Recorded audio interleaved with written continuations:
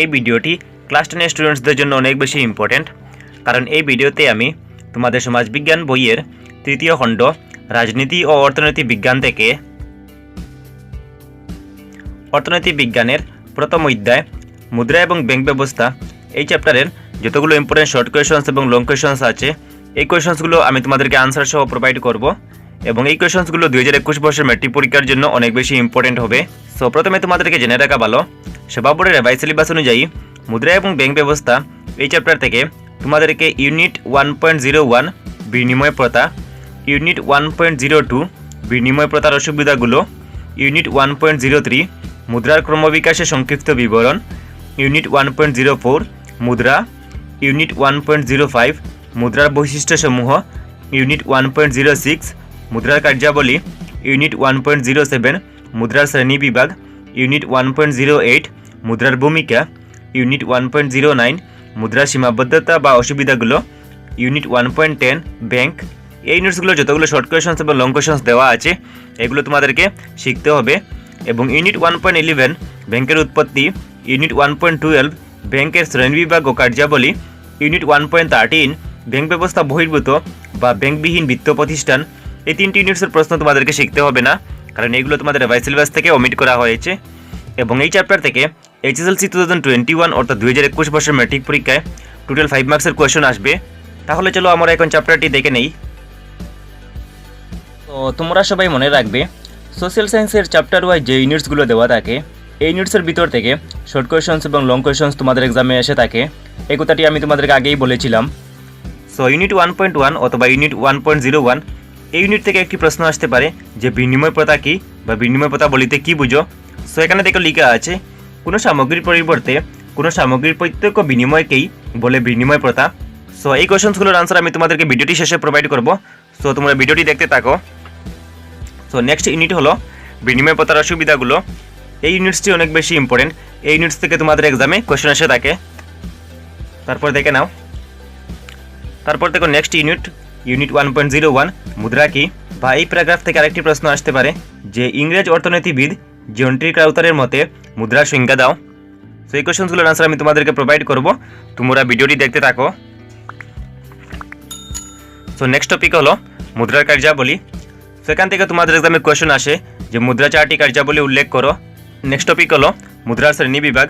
So মুদ্রা শ্রেণী বিভাগ এই টপিকটি অনেক বেশি ইম্পর্টেন্ট, কারণ এই টপিক থেকে তোমাদের এক্সামে কোয়েশন আসতে পারে যে ধাতু মুদ্রা কি, কাগজি মুদ্রা কি, অভিহিত মুদ্রা কি, আদেশি মুদ্রা কি, প্রতীক মুদ্রা কি, এগুলো তোমাদের এক্সামে কোয়েশন আসতে পারে 2 মার্কসের জন্য। সো এগুলোর আনসার আমি তোমাদেরকে প্রোভাইড করব। তারপর থেকে এই পেজে দেওয়া আছে সংকুচিত মুদ্রা, কালো মুদ্রা, এই কোয়েশনসগুলো সংজ্ঞা তোমাদের এক্সামে 2 মার্কসের জন্য আসতে পারে। সো নেক্সট ইউনিট হলো ইউনিট 1.09 মুদ্রা সীমাবদ্ধতা বা সুবিধাগুলো। এই ইউনিটসটি কিন্তু অনেক বেশি ইম্পর্টেন্ট। তারপরে ইউনিটস হলো ব্যাংক কি। সেখানে দেখো লেখা আছে ব্যাংক এক প্রকার বিত্তীয় অনুষ্ঠান যে ঋণের ব্যবসা করে। তারপর দেখো দেওয়া আছে ব্যাংক সঞ্চয়কারীর কাছ থেকে সঞ্চয় সংগ্রহ করে ও সংগৃহীত সঞ্চয় ঋণ গ্রহণকারীকে অর্পণ করে। সো এই জায়গাতে আরেকটি কোয়েশন আসতে পারে যে ব্যাংকের একটি কার্য উল্লেখ করো। সো এই কোয়েশনসগুলোর আনসার আমি তোমাদেরকে প্রোভাইড করব, তোমরা ভিডিওটি দেখতে থাকো। এবং নেক্সট ইউনিট হলো ইউনিট 1.11 ব্যাংকের উৎপত্তি। এই ইউনিটস থেকে সামনের দিকে যতগুলো ইউনিটস দেওয়া আছে এই ইউনিটসের প্রশ্নগুলো তোমাদেরকে শিখতে হবে না, আশা করি বুঝতে পেরেছো। তাহলে এখন আমরা চলে যাই এই চ্যাপ্টারের অনুশীলনীতে। সো এই চ্যাপ্টারের অনুশীলনী দেওয়া আছে পেজ নম্বর 37-এ। সো প্রথমে তোমরা অনুশীলনী থেকে অতি সংক্ষিপ্ত উত্তর দাও। এখান থেকে তোমরা কি করবে, কোয়েশ্চন নম্বর 1 বিনিময় প্রথা কি, কোয়েশ্চন নম্বর 2 মুদ্রা কি, তারপর কোয়েশ্চন নম্বর 4 অবিহিত মুদ্রার একটি উদাহরণ দাও, তারপর কোয়েশ্চন নম্বর 6 ব্যাংক কি। সেখান থেকে কোয়েশ্চন নম্বর 1, 2, 4 এবং 6 এই কোয়েশনসগুলো কিন্তু অনেক বেশি ইম্পর্টেন্ট। তারপর দেখো নেক্সট হলো সংক্ষেপে উত্তর দাও। সো এখান থেকে তোমরা কোয়েশ্চন নম্বর 2 মুদ্রার ভান্ডার বলিতে কি বুঝো, এই কোয়েশনটি কিন্তু অনেক বেশি ইম্পর্টেন্ট। তারপর কোয়েশ্চন নম্বর 3 মুদ্রার সর্বাপেক্ষা গুরুত্বপূর্ণ বৈশিষ্ট্যটি কি এবং কেন এটি গুরুত্বপূর্ণ। তারপর কোয়েশ্চন নম্বর 4 মুদ্রার তারল্য গুণ কি, এই কোয়েশনটি কিন্তু অনেক বেশি ইম্পর্টেন্ট। তারপর মোস্ট ইম্পর্টেন্ট কোয়েশনটি হলো কোয়েশ্চন নম্বর 5 দ্যাট ইজ মুদ্রা জিনিসপত্রের মূল্যের ঐক্যযুক্ত মাপকাঠি ব্যাখ্যা করো।